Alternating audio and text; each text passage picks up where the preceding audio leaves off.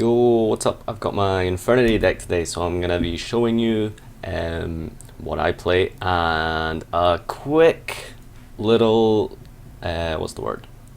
A quick duel I had earlier. I'm going to commentate over that, so I'll just explain this real quick. I'm playing Brilliant Fusion, Clown, Infernity basically, right? Peppy, and well, it's not really Peppy, well, whatever. Anyway, so one Gem Knight, because you don't want to draw it, but I have considered playing two because, like, if you draw Brilliant Fusion, well, I mean, if you draw Garnet, then it means you've got 3 blank cards in your deck, so I can kind of understand playing two. Test it yourself, see what you think. One Heiress, again, it's another terrible card to do. There's so many bad cards in this deck to draw, but unfortunately you kind of need to. And I'm playing Heiress because you need to be able to search Archfiend. Triple Armageddon Knight and 1 Greffer. Just playing 1, so because it might fix your hands occasionally. But Armageddon Knight is far better because you want to be able to just pendulum it and trigger your dart monsters. You know, send Heiress, send Stygian, and then add this to your hand. It's kind of the replacement for Lavavel Chain right now. He's also you can send Zephyros as well, which is pretty cool. So you can Armageddon Knight, send this. There's so many combos. There's just too many to list, to be honest with you. And Dark Greffer, as I said, to fix your hand. Infernity Engine is extremely small. Just 1 Archfiend of 1 Archfiend, yeah, of course, but 2 Necromancers. Honestly, you could probably cut this to 1. That's how little the combo has become. Like, I've not been playing it for too long, but I honestly have not found a use for the second Necromancer. Like, after you combo first time and you get Break and Barrier, what you'll find is that for the rest of the duel you're going to be playing Clowns instead of Infernity. Like, you're only playing this for Break and Barrier and nostalgia. Not because this is good. This is purely for nostalgia and for, you know, just fanboying over a bad deck, you know. In Gigabyte, searchable King the Feral Imp target. Two jugglers, 1 tricker, 1 clown. You would never play more than 1 clown, probably never more than 1 tricker. 2 juggler. You can maybe play 3, but I haven't really seen a reason to. 1 Stygian. Because again, you don't really want to draw it, but I have found there are times where I needed it in the graveyard to be able to special Archfiend. Now, arguably, you're going to be specialing Archfiend through Pendulum Summoning, but you will have hands that, you know, don't have Pendulum Summons or whatever. 1 Ignite Paladin. It's a level 2. It's a level 4 2 scale, and it's a Rota target. So that's why I'm playing this one. 3 Draco Slayers. 3 Plush Fires, 2 Conductors for your Pendulum monsters. Conductor and Plush Fire obviously searchable through Juggler. And you play Foolish to try get the Juggler, get the Archfiend, get the Heiress into the grave as fast as possible. Brilliant Fusion, of course, dumps the Jugglers, which means you can search out either Plush or whatever it's called. And 1 Foolish, as I said, 1 Launcher, 2 Instant Fusion, 1 Rota, 1 Soul Charge. Soul Charge, not that awesome. I might cut it. I was considering even adding a whole pendulum engine of magicians in here, because there's a lot of things you could cut just for, you know, more pendulum monsters and more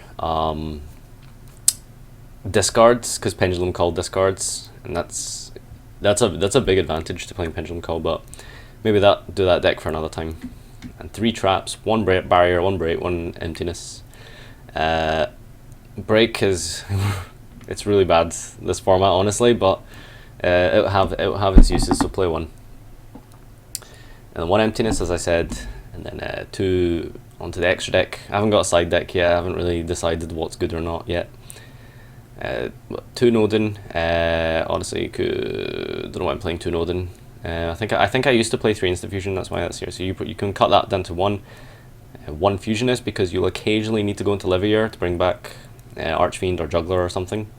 1 Satellarknight, of course, for the Brilliant Fusion. 1 Ignister, 1 Dweller, 1 Castell, 1 Pleiades, 1 Direwolf, 1 King of the Feral Imps, 1 Livier, 1 Master Kibito, 1 Diamond, 1 Deltaros, and 1 Tall Mice. Oh, you could probably cut Deltaros, to be honest, so you can just attach the diamond. You're not really going to be playing against many dark decks, to be honest, so diamond is sort of obsolete. So you have potentially 2 extra free space. Yeah, you have 1 extra free space in here, and this is potentially a second free space as well. So what I would personally recommend would be a second Castel. I'm going to put that in right now, actually, because I think Castel is extremely necessary. And you can maybe cut diamond for a second direwolf, because there's so many times that you're going to be direwolfing back row, direwolfing scales. In hindsight, you're going to have the second Castel for the scales now, but you will be direwolfing back row a lot, very, very often, to be honest. So you could play a second one of that over diamond. It's just up to you to see how much you like diamond. And for the main deck, I think everything here is pretty unchangeable. There isn't too much you could really work with. You could maybe change the ratios of instant fusion, you could maybe drop soul charge, you could maybe play a third conductor, but conductor is the worst one to have in hand, to be honest. I feel like plush fire is better in hand, and of course Draco Slayer is the best one. I've considered swapping out upstarts for Wavering Eyes. That would probably go in the side deck, but I think to make room for Wavering Eyes, maybe you could drop like 1 soul charge. It's pretty tough, to be honest. There's not much room. You can maybe drop 1 soul charge, 1 necromancer, and like something else for another wavering if you want to main deck triple wavering. But I feel like wavering isn't very good in this deck unless you're playing the mirror match, as in not against the pendulum deck. So if you're playing against anything that isn't pendulum, and prepare to not play against a lot of pendulum decks, because you're going to be spending a lot of your time at table 500, so you won't be playing against a lot of pendulum decks. Then it's better not to have Wavering Eyes in the main deck, because Wavering Eyes isn't very good unless you're playing against the pendulum deck with this deck, I think. Because what you'll find is, and I did test it, what you'll find is often you're going to have Wavering Eyes in your hand and like 1 scale, because you don't play a lot of scales in this deck. I think that's pretty much it. Key Beetle is kind of a questionable one, but I like to Key Beetle Barrier, and occasionally in the off chance I will get to Key Beetle Emptiness. And for the side deck, you might be able to Key Beetle Iron Wall, you might be able to Key Beetle Soul Drain. So being able to protect your floodgates is extremely good. Anti-Spell as well is another good card that you could side potentially. But I think that's pretty much it for the deck. There's nothing else I would really mention overall. I think that's pretty much everything, yeah. So I just jumped into a quick game just before doing this deck profile, so I'm going to commentate that just now. And that's Infernity versus Satellarknights. It was actually a really, really fun game. So if you don't want to watch that and you're just here for the deck profile, thanks for watching. And comment, like, subscribe as usual. Follow me on Facebook. And we're off to the duel now. So here we go with the aforementioned duel. Infernity versus Satellarknights. Oh, how things have changed. So he does a standard play of Summon, Deneb, Get Altair, and set a bunch of back row. That's pretty much the best opening he could ask for. A Brilliant Fusion right off the bat, and that gets alpha'd. In hindsight, I think that perhaps it might have been better to upstart, see what I draw, maybe try bait something else first. But not much I can really do there, to be honest with you. So I just send Ares with the Armageddonite and get Archfiend. I was trying to think if there was any other possible combos there, but just with the single scale in my hand, there's really nothing I could have done differently. I don't think. I was thinking perhaps I could have sent Zephyros, activated launcher, discard Archfiend, and then bounce the launcher. Actually, there's a few combos I could have done there with Zephyros. Definitely. Looking back now, so if I sent Zephyros, I could have bounced launcher. I could have discarded both my Infernity cards, and then popped the back row, and then special summoned with launcher. Yeah, there was a lot more stuff I could have done there. But who knows? Maybe this was best in the end. Don't really know what he's got back there. Most likely would have hurt very much. And he makes Diamond, and that's sucks for me, because Diamond negates all Dark Monsters effect, and apparently I play a dark deck. So I summon Castel, that gets bottomless. Again, if I played what's it called? If I sent Zephyros, first of all, I probably could have done some things. Actually, now that I think about it, if I sent Zephyros, I wouldn't have had Archfiend in my hand, so there was nothing for me to like really follow up on. So that might have been the correct play. I'm sorry. I'm pretty pretty bad at this deck. It's been a while since I played Infernity. Never mind, with all these crazy new combos and variants that we have available to us today. Not that they're very good or anything, but you know.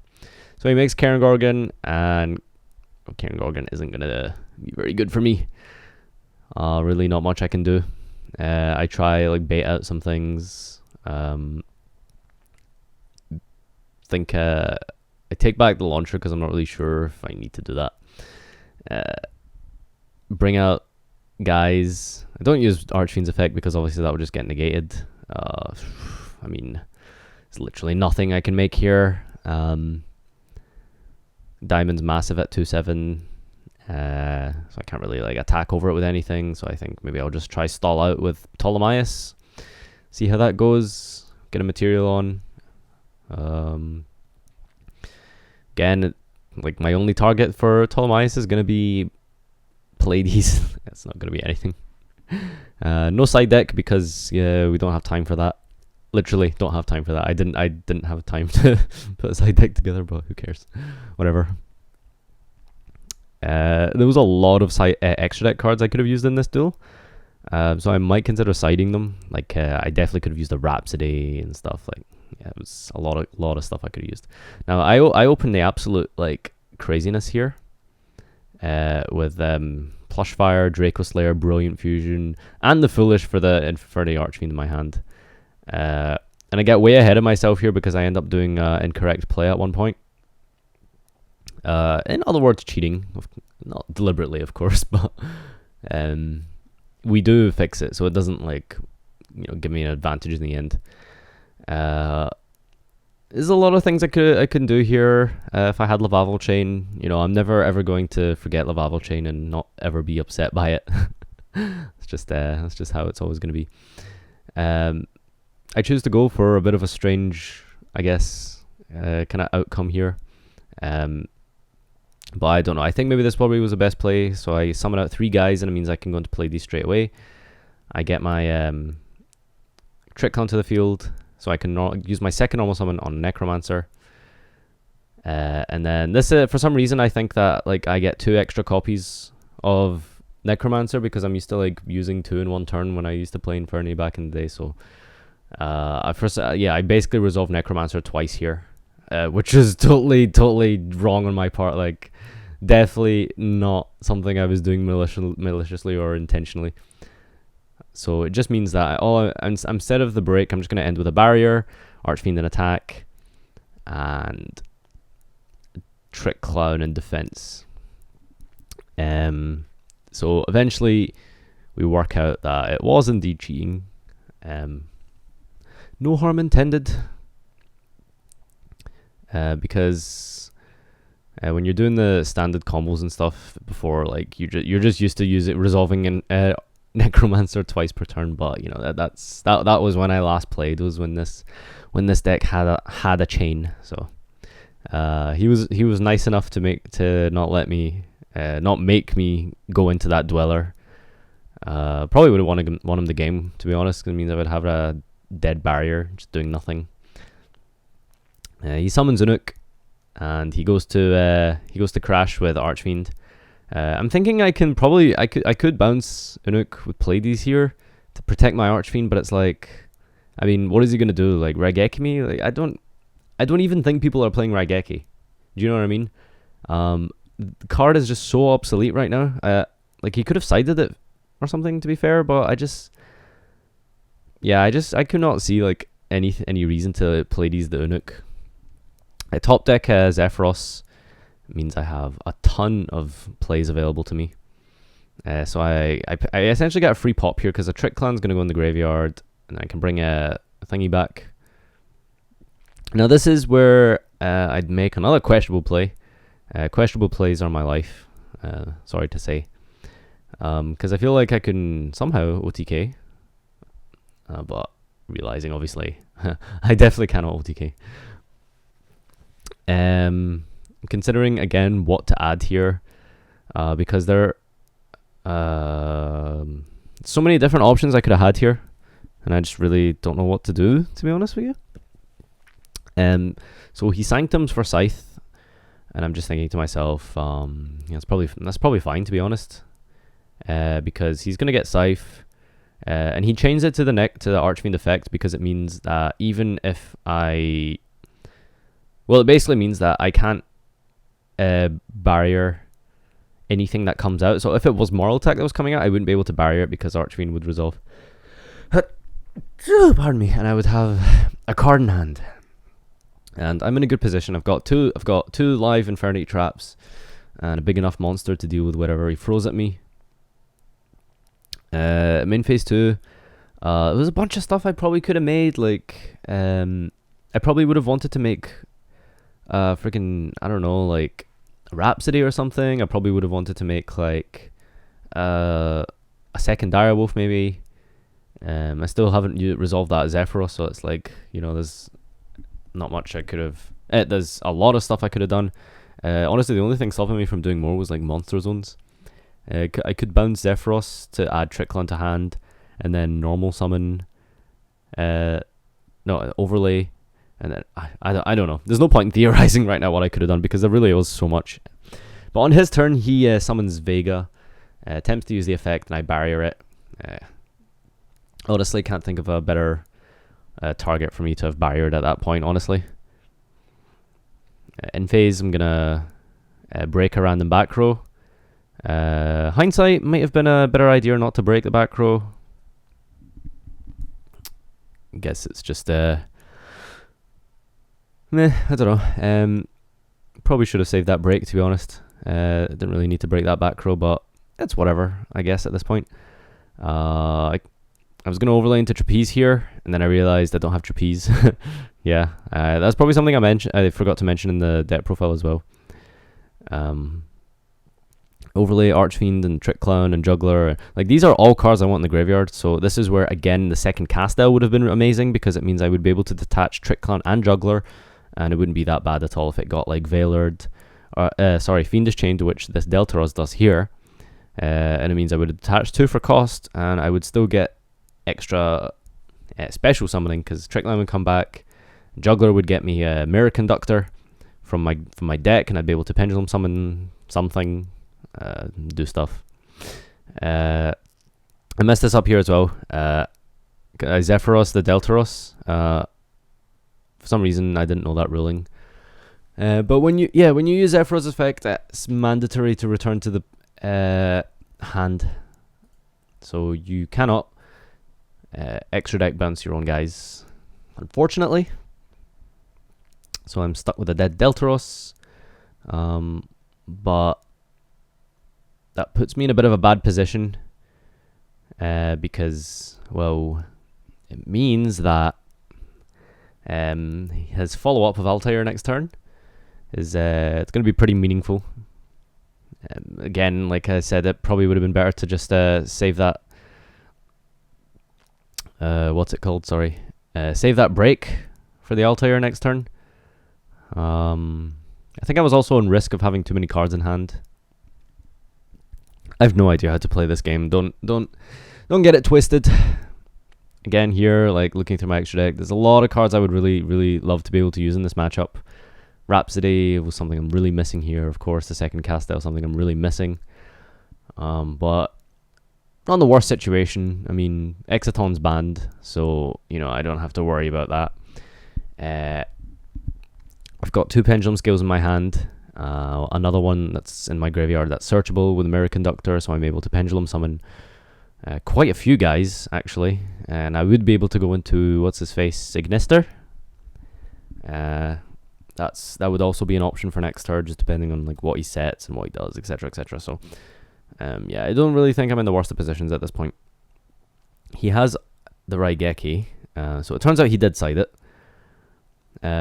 But again, like I said, it's honestly not a big deal at all. I've still got a wall up, just in case he like somehow has another Vega target or something. in his hand if he tries to Altair Vega. I don't even know if he's got Vega in his graveyard. I'm just assuming he does. Yeah, he does because I barriered it. So I'm still safe. He pretty much put Archfiend and Juggler in the grave for me. So should I top deck a Necromancer? Should I top deck Soul Charge? Should well, Soul Charge would be pretty shit actually. But I don't really need to top deck anything. I can bring back the Clown. I'm gonna have a ton of XE options. I'm gonna have Synchro options with the Gnister. I'm gonna have a Conductor, be able to search out the Pendulum Summon dude for the scale, the correct scale. And I think I still have a third Plush Fire in deck to be able to search, so I can use the Draco Slayer again. At this point, he's gonna make Pleiades, because I mean that's pretty much like the only option he's got. He knows Diamond is obviously useless because I mean I've used all my darks at this point. All I've really got left in the tank is Pendulum Summoning. And like I said in my deck profile, like what you're gonna notice with this deck is that a lot of the time you're just gonna be like, what was I saying? Yeah, a lot of the time you're just gonna find like any time you use the Infernity cards, you're pretty much just gonna have like Infernity cards that are there purely for your breaking barrier. You might get lucky and you know have some darks and stuff. For Key Beetle, if you have like a floodgate, but you know it's not really there to like be good. Like I said, I'm kind of forcing myself to play the Infernity cards with a decent deck. So Brilliant Fusion Pepe, of course, is pretty good. I make Castel here on the Ptolemaeus just so I can force out the bounce. Sorry, force out the summon. Yeah, I'm pretty sure that was probably the best way to go about it. Not too sure. He bounces the Castel. Sorry, the Gnister, but I have another Plush Fire in hand, so it's not a big deal. And I can just shuffle that away, attack for game. So I think that worked out okay for me. I probably got a bit lucky with some of my questionable choices, like my break. My combo at the start probably could have been different, not sure. But yeah. So as you can see, this hand could either be really bad or really good, depending on what I draw. But again, he opens up with the standard set 4 back row, and I'm just like, wow, I don't know like what is going on, but apparently it turns out to be okay. So I end up drawing into Plush Draco, which is like amazing. I use the effect of dude, forget his name, Armageddon Knight, in the hopes of being able to like what's it called, bait out something. Special Hat Tricker. This is, you know, like I said, this is why I want to play multiple Direwolves and stuff, because you will find many situations where you're going to be sitting here like, you know, needing to pop stuff off the back row. I do know he plays artifacts, but I mean I don't have a choice. I just have to like go in, you know, game 3 facing down 4 back row is like I have no option here. Like what else am I supposed to do? Like let him call the Haunted in the end phase and then go off on me? Like it's not really gonna work out in the end, so I pretty much just have to go for it. And yeah, so I do a simple Draco play, get the stuff in my hand, fill up my extra deck. I've got Emptiness, so I'm pretty safe. And, you know, he really needs a monster to like, you know, get things going. Because all I'm gonna be able to do is just beat down. I'm forced to use that Emptiness on the Sanctum because, like, I mean, come on, it's Sanctum. I don't want to have to deal with the Scythe. I don't want to have to deal with, yeah. Moral Attack probably wouldn't be that bad, but Scythe would be terrible. So again, I just have to push through here. In hindsight, I probably should have set that card first. So it means Barrier would have been live. I really like, this is where things could have been very different. I use Armageddon's effect thinking I can OTK here, but probably should not have done that. Maybe, I don't know. Because obviously I switch off my own Emptiness like that, and this is again where I could have used another Direwolf. So I'm like not sure what to like send or do here, because I need both these cards in the graveyard. Like Archfiend's dead anyway because of Fiendish Chain. But there's just so much. This is just so much stuff I can do here. Actually curious to see what I make. I make King of the Feral Imps, okay. So he Grand Horns that. I get to draw a card. I was thinking about making, what's it called? What's that damn thing called again? It puts me in main phase 2 as well. I totally forgot that. It puts, what am I saying? Oh yeah, I was considering making Deltaros. Just to pop a random back row. But these Grand Horns are, like, pretty legit, to be honest with you. So again, I can overlay here. But it's like, again, I'm just looking through my extra deck constantly. Like, what do I even make? Like, there's just nothing, like, decent to make. I end up just going into Ptolemaeus thinking, probably just go make a Pallades for next turn and then kill him after that because I've lost my battle phase, so there's no point overextending. But again, he just freaking Grand Horns me. I say main phase 2 because I think that I can just stay in main phase 2, but it ends all main phases. For some reason, I just thought it was like main phase 1. But yeah, so I'm not doing too bad, but the fact of the matter is that there's a barrier and break I have in my possession that are dead. So thinking about it in hindsight, it's like, yeah, my misplay was like overlaying the Archfiend, like, because I wasn't thinking at the time. I was thinking, oh, Archfiend's dead is because, I don't need to worry about the Archfiend because it's fiendish, so I can just overlay it away. But then obviously, completely forgetting why I'm playing this deck in the first place because I got break and barrier, right? And I probably would have found some way to make them live as well if I just kept it on the field. He thinks about this real quick, seeing if he wants to let this go through. Again, me being the absolute retard that I am, forget that I actually don't have a target. But I'm not sure he realizes what's happened as well, because he emptinesses the activation of the second scale when I couldn't even summon anything because they're both 2 scales. No, they're both 5 scales. So the emptiness goes a bit useless because I hard draw Gem Knight, fucking Garnet. Apparently that was like legit. Yeah, so I use Zephyros here because, I mean, I need to get that thing out of the scale because I swear there's like 4 misplays so far in this like single duel. I pendulum out a bunch of guys for no reason at all, just to make Infernity break live. So I need to empty my hand. He's probably thinking like, what the hell is this guy doing? But it's for good reason. I could have made the Gnister, but there was really no point. He does his standard Altair play, and Exiton's banned, so I don't care what he does. I'm just thinking in my head, like, there's very few things that he can make that would really cripple my chances of winning at this stage.